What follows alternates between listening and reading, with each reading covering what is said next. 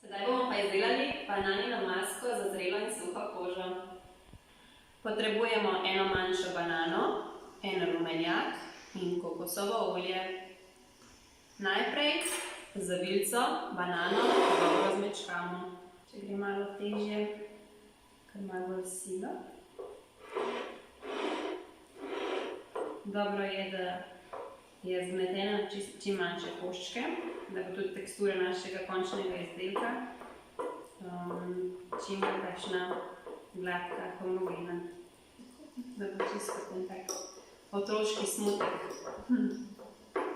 Sedaj pa našo banano damo v posodo.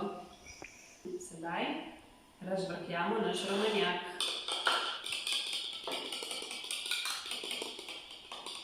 Tako in jo združimo.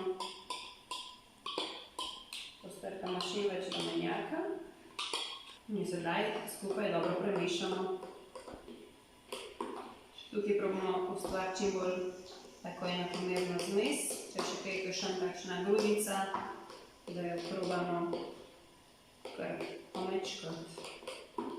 Zdaj naslednji korak pa je, da na vodni kopeli segrejemo naše kokosovo olje, kar je trenutno v trdni obliki.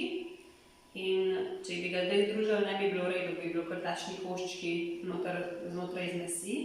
Zato ga bomo segreli, ker se pri 37 stopinjah Celzija po tekočini